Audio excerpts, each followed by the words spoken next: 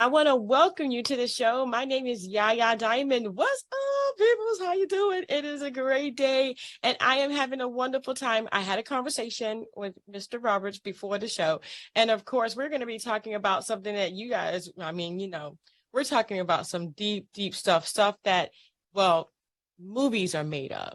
I want to welcome to the show Mr. Richie Roberts. How are you? I'm fine. How are you today? I'm doing good. I'm doing good. Thank you so much for calling in today and being on the show. My pleasure. Trust me, my pleasure. All right, so we're going to get into some deep stuff, but I want to know, okay, so you have had relationships with a gentleman named Frank Lucas, and I want to find out how that happened, because Frank Lucas, and who is he, and for some people who don't know. And who is what?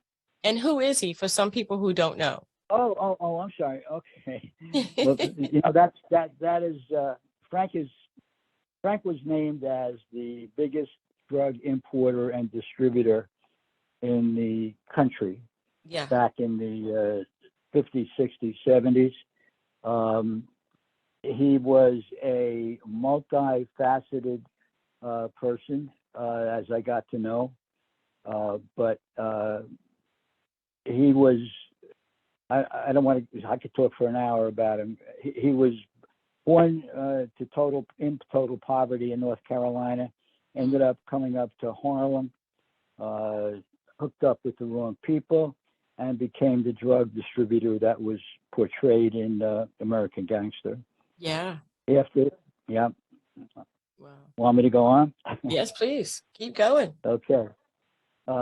He became, I don't know, it's really hard to put him in a corner.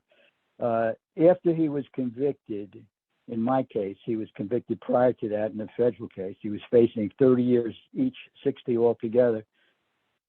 He cooperated, and he became a pariah among some. He became a rat among some. He became a cooperating witness for the federal government.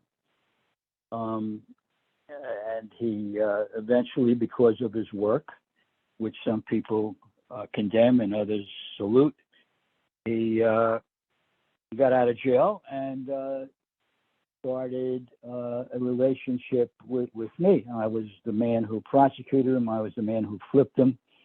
I was the man who hated him, but learned to, I guess, like him. He was a very likable guy in spite of all the bad he did. And it was always a dichotomy, because he didn't show up to the premiere of the movie American Gangster, which was shown at the Apollo. He was afraid he would be assassinated. And he always said that during the time when he was at his height, people either loved him or hated him, but always respected him out of fear, if not love. So I could go on and on and on, but the Frank Lucas I knew was, as I said, a multifaceted faceted personality. Wow.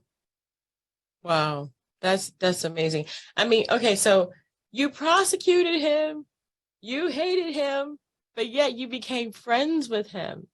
Okay, I need to know what switched in your mind to become friends with him. Was it a business thing that you had to watch after him when he got out, or was it just voluntary? Yeah, it was voluntary. I mean, you have to learn a little bit or know a little bit about my background. I grew up in Newark, New Jersey, and the mafia was very prevalent. Both the Italian mafia on the north side and on the south side, the Jewish mafia worked together. Of course, it was still very prominent, and I got to know some, especially the Jewish mafia where I was living. I'm Jewish, and I learned that they, on a personal level, they weren't the horrible killers that they're portrayed to be. You don't want to ever get involved in business with them because you might get killed, but on a personal level, yeah, they were okay. So talking to Frank was not out of the blue for me, talking to gangsters. I did it most of my time growing up in Newark. And like all of them, as I said, he was multifaceted.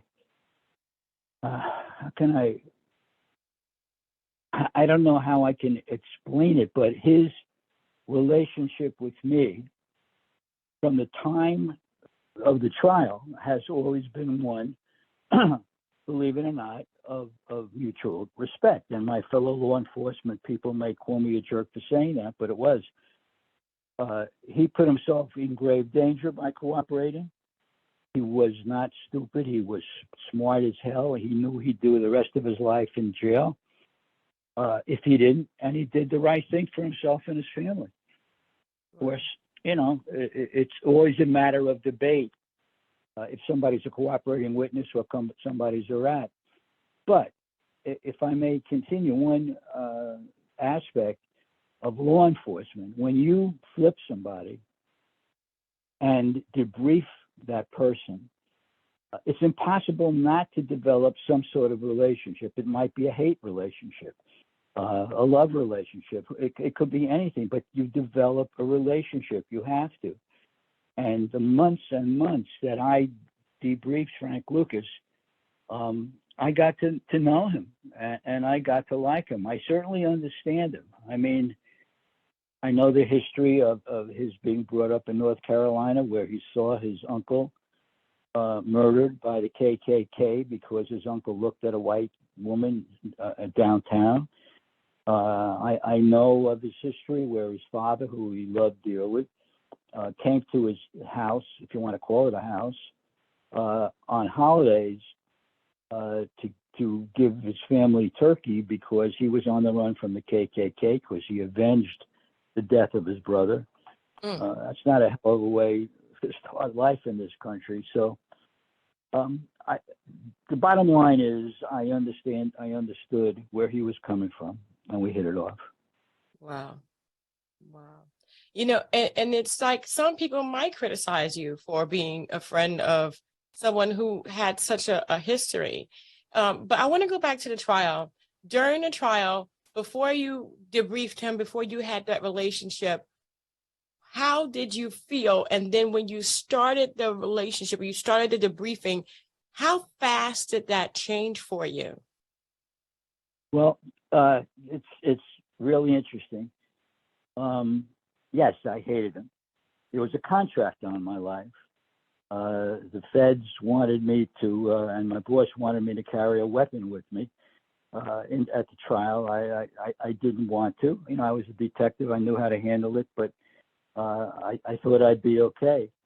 As a matter of fact, the first few days of the trial, I was driven to the trial to the courthouse by sheriff's officers in case anybody wanted to take a pot shot at me.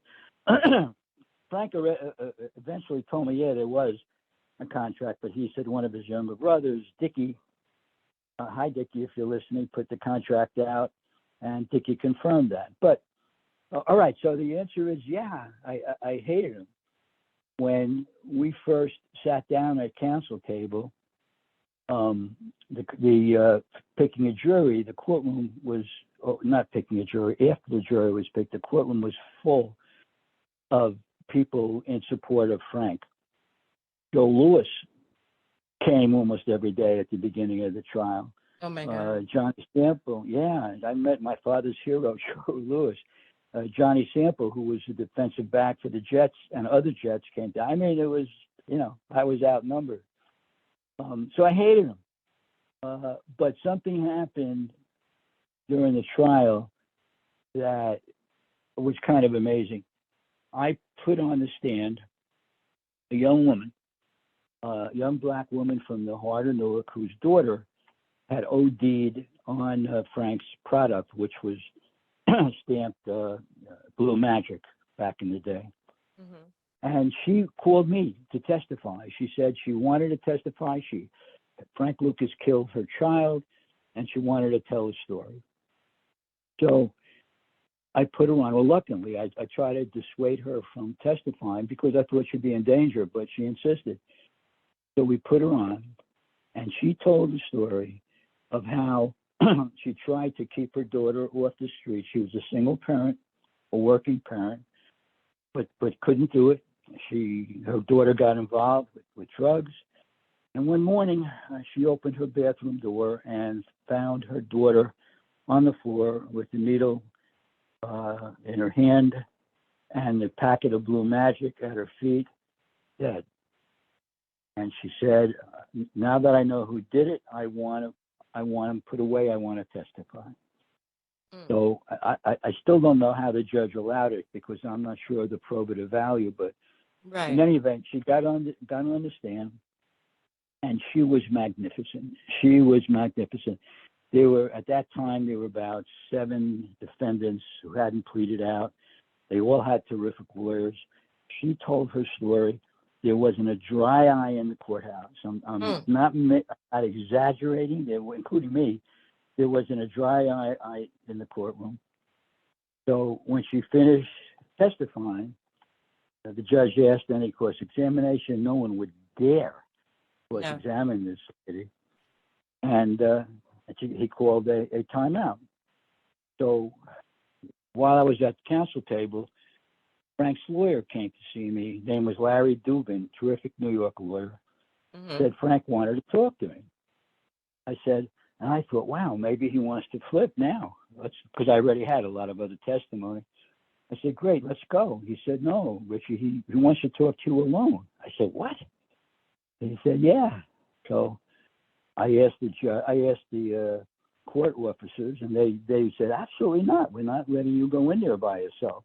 There's a small holding cell right outside the courtroom. It's very small. I mean, there's a cot that's probably maybe 5 feet long, and that's it. So I went to see the judge, who was an old friend named Ralph Fusco. He said, I'll get you in, don't worry. And he got them to let me in. So I sat down. I mean, next to him, I could reach out and touch him with my hand. I looked at him eyeball to eyeball. I looked at him before, but never this close. So I said, anticipating maybe cooperation and a plea, I said, all right, Frank, what's up? And these were his exact words. I wrote them down when they get out. I've never thought of it that way. And those words to me will haunt me forever, because the meaning is obvious. I mean, his drugs have killed people, hundreds, and ruined thousands of lives. And he said, I've never thought of that way. And I believed him. I really did. I mean, I don't know how you can be in that industry without thinking of the harm it caused, but I believed him. I really did. It was tears in his eyes. Frank Lucas, tears in his eyes, hearing what horror the heroin caused. And I knew then that, I said to him, you want to do something about it right now? You want to cooperate with the government? He said, let's wait to see what happens. I said, okay. And I knew that if we convicted him, he would cooperate. And then after the guilty verdicts came in, I think he called me the very next day, and we started the cooperation, and I started a personal relationship with him. That would have changed my whole thought pattern of him as well. Yeah. Oh, yeah. Wow. That's crazy. So, yep. Relationship, what was that like for you, and how long did it last? Oh, it lasted until Frank died. Wow. Initially, it was just debriefing.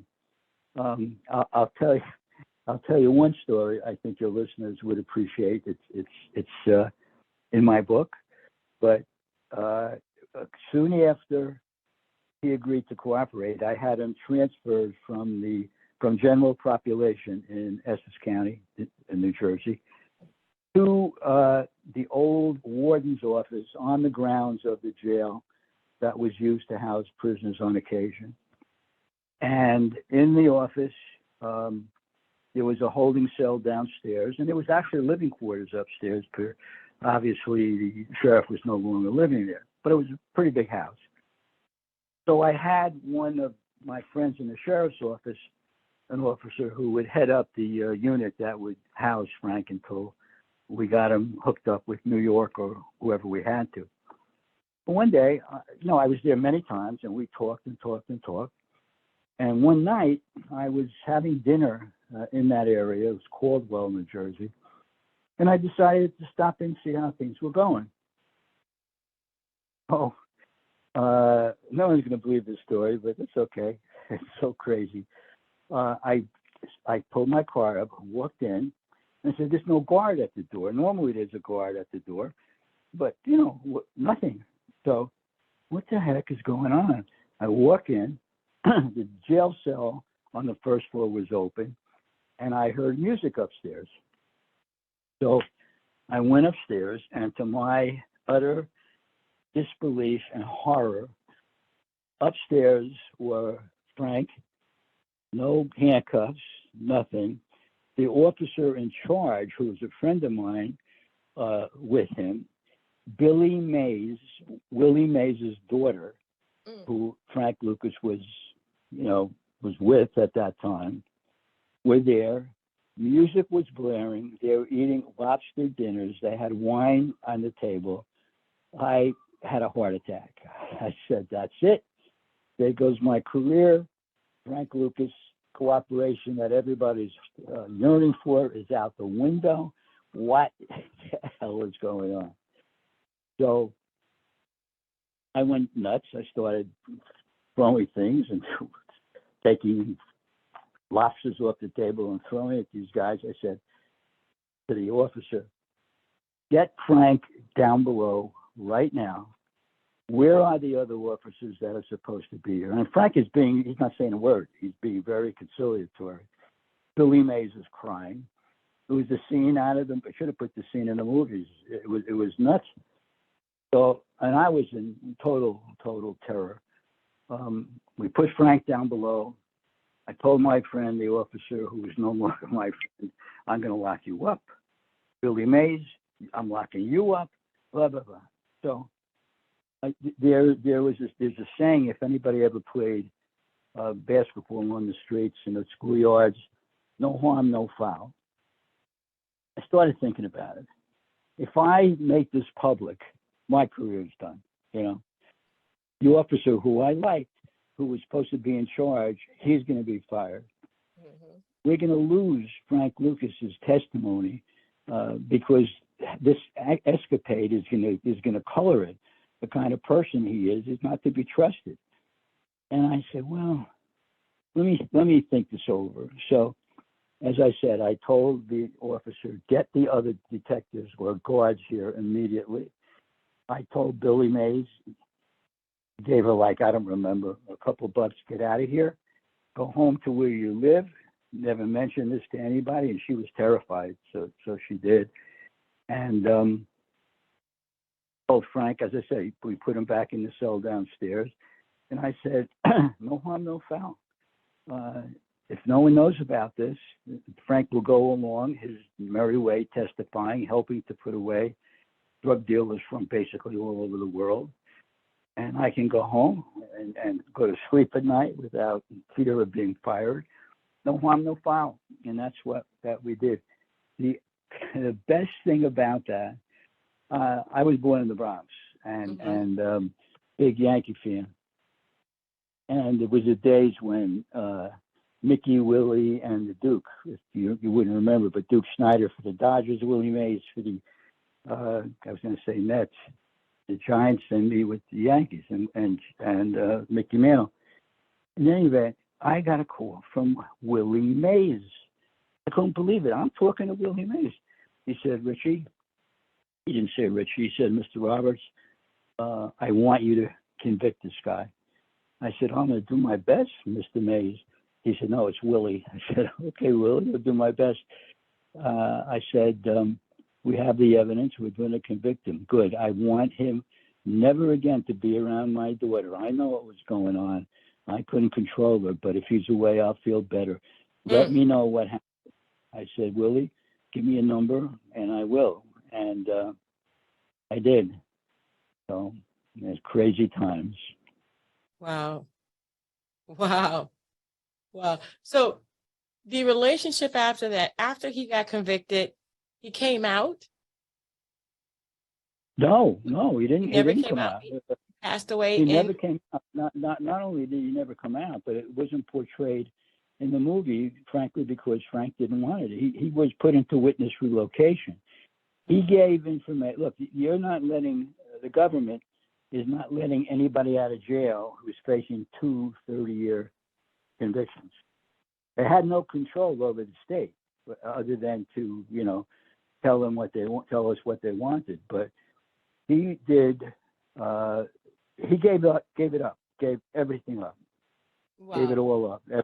Every dime. That's what you tell him, Frank. I want to know every dime bag you ever sold. I want to know every gangster you ever did business with. And between the state and the government, we knew most of this.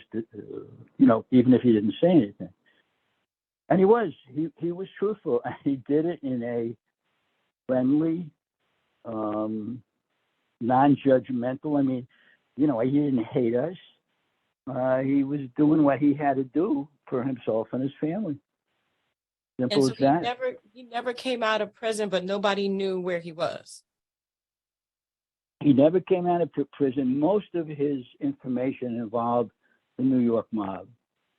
So eventually we turned him over to the special narcotic prosecutor in New York, a character himself called Sterling Johnson, who became a federal judge. Sterling was was known as Idi Amin because he carried a nightstick around with him all the time. They used to bang on tables and on his hands. Great lawyer. Anyway, we turned him over to Sterling, and that was it for me. I went on my business. Frank, they asked me if I wanted to join the Southern District to help try the cases that Frank was making, but I was happy where I was in Newark. And I lost track of him. I was told he was sensational. His testimony resulted in the arrest of hundreds of people, a lot of major mafia figures. He did what he was supposed to do. So I thought that was it. And then one day, and I never asked, I don't want to know where he was put into witness relocation. Yeah. I believe it was for around 8 years. I got a call. And it's Frank. Rich, it's Frank. Richie, it's Frank. I said, Frank who? He said, oh, you talk like this, Frank. He said, come on, boss, it's me, it's Frank. Anyway, he said he wanted to meet me because they wanted to make a movie about him. And if I would represent him. Oh, wow. I knew nothing about that type of law, but I said, sure. And we got together again. As it turns out, they decided to make me a part of the movie because they couldn't sell. It's interesting. They couldn't sell a movie about a black kingpin because there had been one done recently about Bumpy Johnson, and they felt it wouldn't sell a second time so quickly. So they preyed upon or played upon my friendship with them to make me a part of the movie, and that's how that came about. But wow. Again, we hung together for months and months and months. I met all his family members. Some of them I had put away for long periods of time, but everybody was friendly. It could be a strange world sometimes. I never have looked down on anybody. There were people I disliked. I mean, including the mafia. But if I don't know, I can't explain it except for me. It was not unusual to befriend a criminal, and he was a lot of fun. He really was. That's not to say. I hear myself talking. That's not to say what he did was despicable. Right. This was despicable. He killed people. But when he said to me, I never thought of it that way, I believed him. I don't think he ever did. Right. I know he never did. Well, what? So I mean, if it wasn't in his heart to say that, then he would have never cooperated. that's what I believe. I think that seeing the damage he had done with one very, very articulate, sweet young lady whose life had been ruined by what he did. I think he realized, hey, maybe maybe something's wrong here. Yeah. Yeah. Wow. Wow. So you do have a book coming out. Is it about this? Partially, it's about him.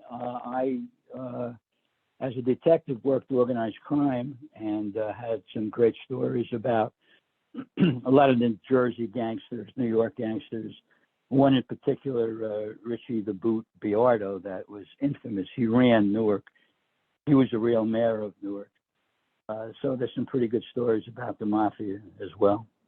Wow, I would love to have you back on the show. And I know exactly who got you here. I want to give a shout out to Golden Rule Media right now for getting this gentleman. My gosh, I am just so excited to actually have you. And I remember in my notes, it was Golden Rule. You know, it's just so funny how, you know, life brings you full circle.